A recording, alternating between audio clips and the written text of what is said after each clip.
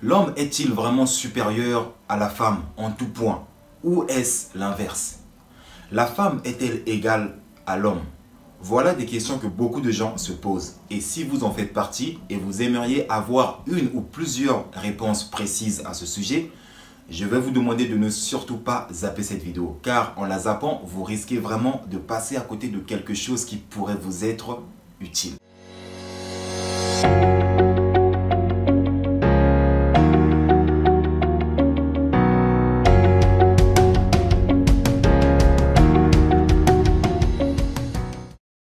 Salut à tous, j'espère que vous allez merveilleusement bien, tout comme moi, ça ne change pas. Qui plus est, je me sens toujours aussi parfaitement divin et d'ailleurs vous devriez dire la même chose. Mes amis, celui qui ne sait pas qu'il sait, éveille-le. Voilà le but de ma chaîne Motiveuse Power. Éveillez vos consciences en vous poussant sans cesse à la réflexion afin que chacun puisse tendre vers sa propre sagesse. D'où le slogan sagesse intérieure. Comme vous l'avez vu en intro, le sujet d'aujourd'hui risque de mettre beaucoup de gens mal à l'aise. C'est un sujet qui me tient particulièrement à cœur. Et avant d'entrer dans le vif du sujet, avant d'en parler un peu plus en profondeur, je vais quand même mettre en garde certaines personnes. Je vais mettre certaines choses au clair. Je suis conscient que mes propos vont peut-être paraître absurdes, désobligeants, offensants, voire même blasphématoires pour beaucoup de gens. Je sais que certains de mes propos iront peut-être à l'encontre de vos croyances, voire même des enseignements que vous avez reçus. Mais voyez-vous, mon but n'est pas d'offenser qui que ce soit. D'accord? Ici, je ne ferai qu'exprimer ma vérité. Et la vérité est souvent inconfortable, mais elle réconforte les personnes qui ne veulent pas l'ignorer. Par contre, elle blesse celles qui ne veulent pas l'entendre et voire même l'accepter. Après, c'est à vous de choisir.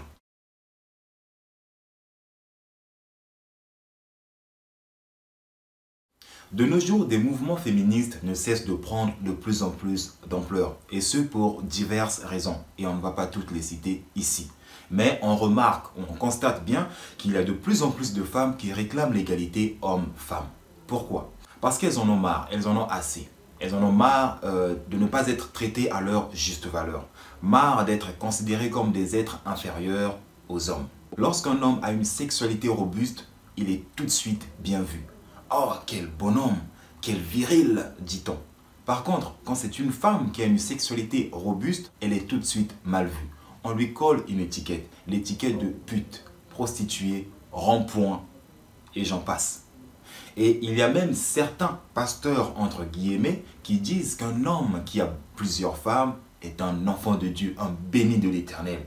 Par contre, une femme qui a beaucoup d'hommes est une prostituée aux yeux de Dieu. Après, chacun a le droit de dire ce qu'il veut et chacun de vous a le droit d'entendre et d'accepter ce qu'il veut. Ce qui nous amène du coup à la question suivante. L'homme est-il supérieur à la femme en tout point?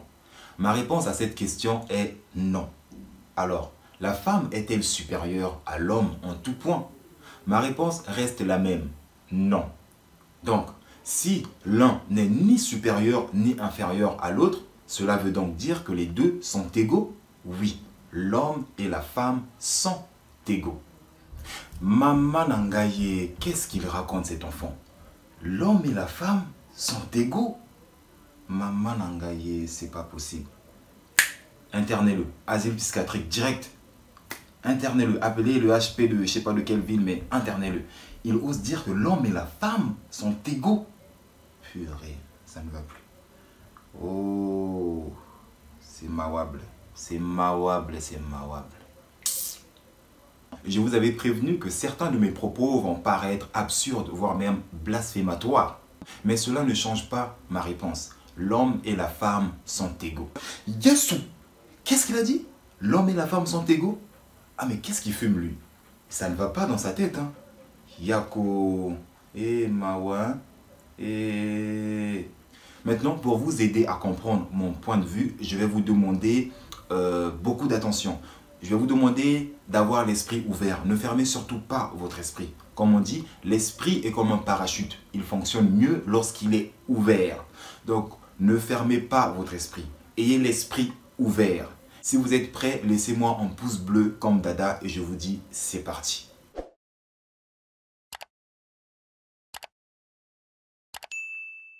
À partir de là, ça va piquer un peu. Mais je vous rappelle, je ne fais qu'exprimer ma vérité. Et la vérité est souvent inconfortable. Mais elle réconforte les personnes qui ne veulent pas l'ignorer. Par contre, elle blesse celles qui ne veulent pas l'entendre, voire même l'accepter. Après, c'est à vous de voir. Vous savez, dans de nombreuses religions du monde entier, la femme est considérée comme un être inférieur. La femme doit être soumise à l'homme. Elle doit obéir à son homme à la lettre. La femme est considérée comme une propriété privée de l'homme, comme son objet de possession. L'homme devient décisionnaire de la vie de sa femme. Et pour faire valoir ce principe, pour appuyer cette croyance de la supériorité de l'homme sur la femme, ces religions disent que c'est la parole de Dieu, une instruction divine que tout le monde devrait suivre ou accepter. Il n'est donc pas étonnant de voir comment ces religions continuent d'asservir de nombreuses femmes partout dans le monde entier.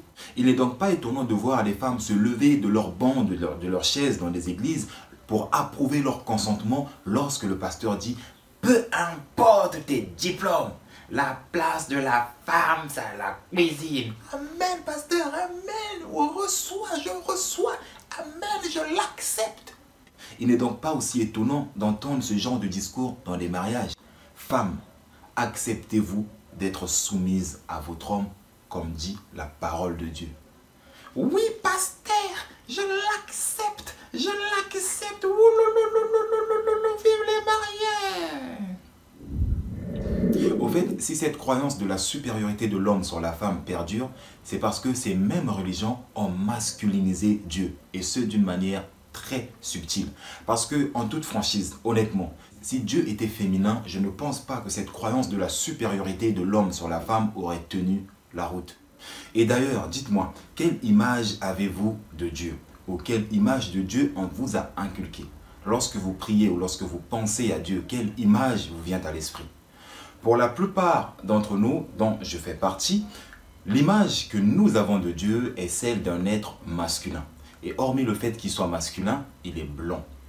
Donc, en se basant sur une telle description de Dieu, cela ne m'étonne pas de voir les gens prôner la supériorité de l'homme sur la femme. Et comme l'a dit Stromae, pourquoi serait-il masculin? Pardonne-moi, mais on n'est pas misogyne, mais on le devient. Donc, vous voyez, toutes ces croyances sont pour moi erronées, absurdes et n'importe quoi tase. N'importe quoi tase, c'est un terme que j'ai inventé, ça veut tout simplement dire que c'est du n'importe quoi. Donc toutes ces croyances erronées se sont répandues dans divers aspects de la vie. Vous voulez des exemples? Je vais vous en donner. Exemple numéro 1. Prenons dans le domaine professionnel. Prenons deux personnes, un homme et une femme. Ils ont fait le même parcours professionnel, ils ont obtenu les mêmes diplômes ou les mêmes qualifications. Et ensuite, ils obtiennent un même poste. Ils effectuent les mêmes tâches. Mais quand arrive le salaire, quand c'est le moment de la paye, il y a un qui touche plus que l'autre. Il y a un qui gagne plus que l'autre alors que les deux effectuent les mêmes tâches. Alors pourquoi cette différence? Pourquoi l'un gagne plus que l'autre? Moi, je vais vous le dire. L'un gagne plus que l'autre parce qu'il a quelque chose entre les jambes que l'autre n'a pas. Et quelle est cette chose? Je vous laisse deviner. Et au cas où vous ne l'auriez pas deviné, il s'agit du serpent à un œil. Psst.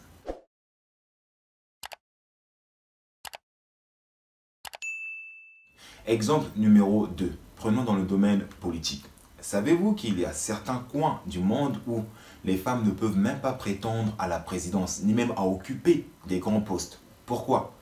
Parce que d'une, c'est des femmes. Et parce que de deux, ces postes sont réservés ou faits pour les hommes. Exemple numéro 3. Prenons dans le domaine social. Savez-vous qu'il y a des cultures où naître une fille est un handicap majeur?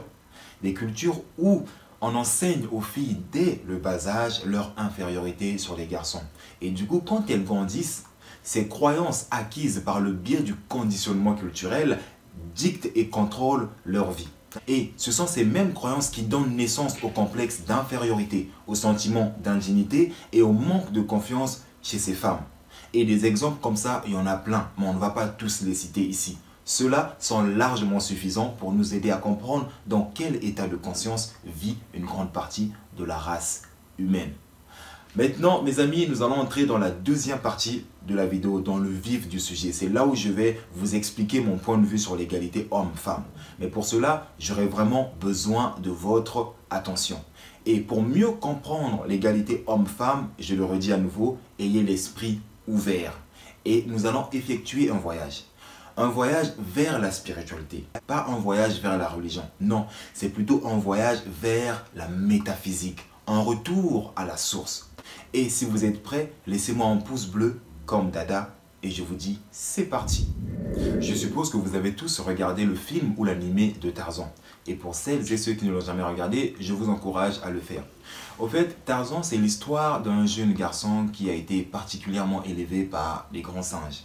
Et ce qui m'a intrigué dans cette histoire, c'est que Tarzan était si ancré dans son habitat naturel, c'est-à-dire la jungle, qu'il avait tendance à oublier qui il était. Car ayant grandi avec les animaux, ayant appris leur langage, leurs signes, Tarzan se considérait lui aussi comme un animal. Vous voyez, donc il avait tendance à oublier qu'il était un être humain.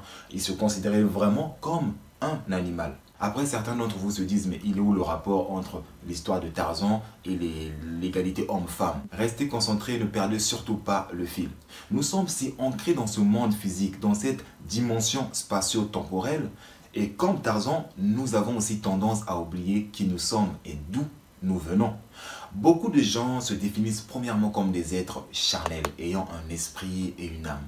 Alors qu'en réalité, nous sommes avant tout des êtres spirituels, des âmes incarnées. Nous sommes pur esprit ou pure énergie. Nous sommes des êtres incarnés en tant qu'homme ou en tant que femme. Et malheureusement, quand je vois ou quand j'entends les gens se définir premièrement comme des êtres charnels, ça ne m'étonne pas que la problématique de la supériorité de l'homme sur la femme soit toujours d'actualité. Et là, ça devient encore plus intéressant. Écoutez, l'entité spirituelle que nous sommes n'a pas de sexe, car nous sommes pur esprit ou énergie. Et nous choisissons de nous incarner en tant qu'hommes ou femmes, non pas parce que les hommes sont supérieurs aux femmes ou parce que les femmes sont inférieures aux hommes, non. Nous choisissons plutôt de nous incarner en tant qu'hommes ou femmes en fonction de la mission que nous désirons accomplir, en fonction de la tâche que nous voulons réaliser sur Terre. Et oui, vous n'êtes pas ici pour rien, vous avez une mission, une tâche à accomplir. Et de façon à amplifier cela, je vais le répéter. L'entité spirituelle que vous êtes n'a pas de sexe. Vous avez choisi de vous incarner en tant qu'homme ou femme en fonction de votre mission, en fonction de la tâche que vous êtes venu accomplir ici. En d'autres termes, nous choisissons l'aspect de la divinité dont nous voulons faire l'expérience. Nous choisissons soit l'aspect masculin de la divinité ou l'aspect féminin de la divinité. Et aucun de ces deux aspects n'est supérieur ou inférieur à l'autre. L'homme et la femme sont égaux. Ça, c'est le premier point à savoir. Et le deuxième point à savoir est celui-ci. L'homme et la femme sont égaux. Mais quoi? Mais différents. Oh.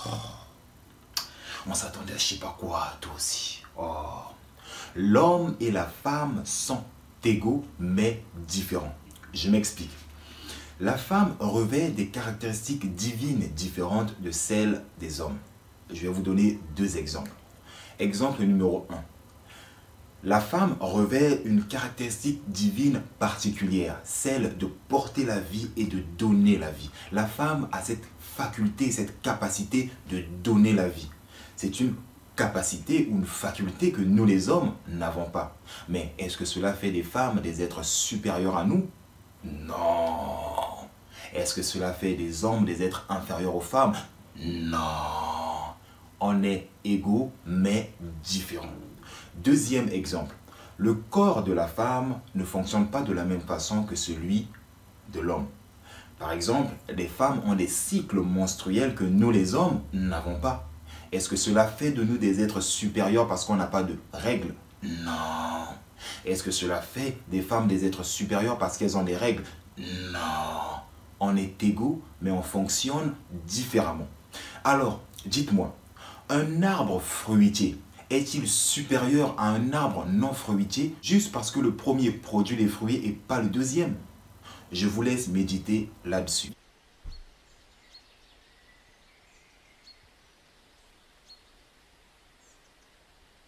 Et si cette vidéo vous a touché, ne la gardez pas pour vous seul. Partagez-la tout autour de vous.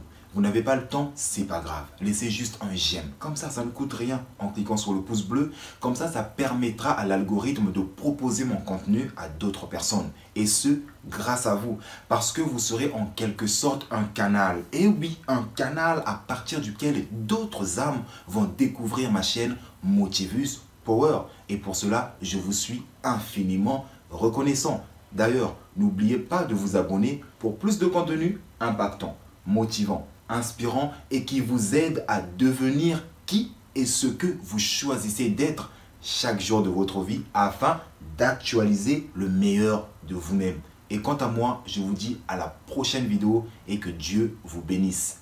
Ciao, ciao, ciao.